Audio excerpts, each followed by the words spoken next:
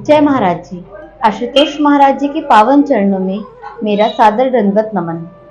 आज मैं आप सभी के सामने इस वीडियो के माध्यम से नवरात्रि के 9 दिनों में हम माँ आदिशक्ति के किन किन रूपों की पूजन अर्चना करते हैं उसके बारे में बताने जा रही हूँ। जिस प्रकार हम नवरात्रि के 9 दिनों में माँ शैलपुत्री, माँ ब्रह्मचारिणी, माँ चंद्रघंटा और माँ कुष्मांडा की पूजन अर्चना करते हैं, ठीक उसी प्रकार नवरात्रि का 5वां दिन माँ स्कंद माता को समर्पित किया गया है। स्कंद माता पार्वती का ही एक रूप है।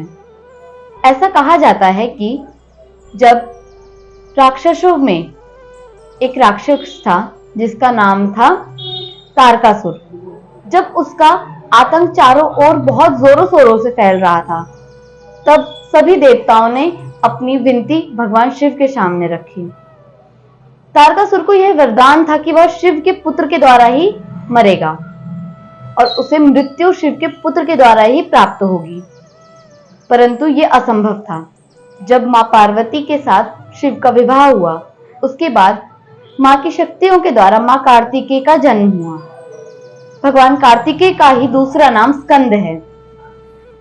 जब मां ने यह देखा कि चारों ओर तारकासुर का बहुत ही ज्यादा हाहाकार मच रहा है, तब उन्होंने अपने पुत्र कार्तिकेय को प्रशिक्षित किया और पूर्ण युद्ध की प्रशिक्षणा दी। तब उन्होंने अपने पुत्र स्कंद को तैयार करने के लिए एक नया रूप प्रकट किया, जिसे हम स्कंद माता के नाम से जानते हैं।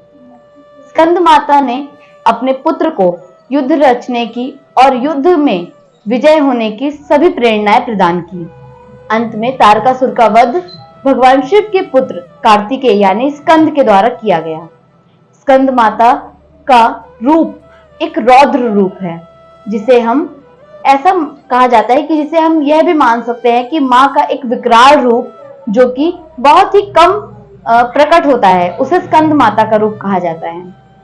माँ स्कंद माता वैसे तो शांति और परिकल्पना की देवी हैं, परंतु जब उनके भक्तों पर या उनके साधकों पर किसी भी प्रकार की विडंबना या परेशानी खड़ी होती है, तो माँ अपना रौद्र रूप प्रकट कर उसे समाप्त करने जरूर आती हैं।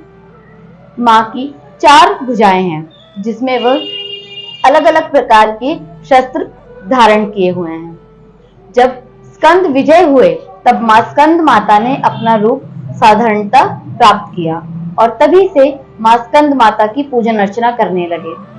पौराणिक कथाओं के अनुसार यह भी कहा जाता है कि नवरात्रि के 5वें दिन जब कोई व्यक्ति ध्यान साधना में बैठता है और माँ की पूर्ण रूप से अर्चना करता है, तब उसे माँ की पूर्ण ऊर्जा का अनुभव प्रकट होता है। उसे अनुभव में माँ की ऊर्जाओं की सभी कारणों की और सभी कथाओं के बारे में पता चलता है। माँ की ऊर्जा के द्वारा उसकी ऊर्जाएं जब मिलती हैं, तब एक विकराल रूप और एक शांति रूप भी प्रकट होता है, जिसे हम साधक या एक संत भी कहते हैं।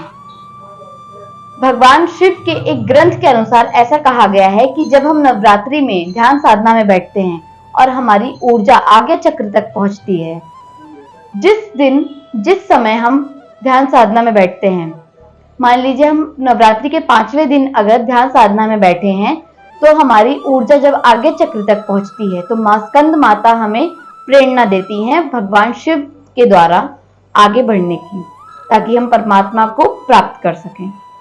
धन्यवाद।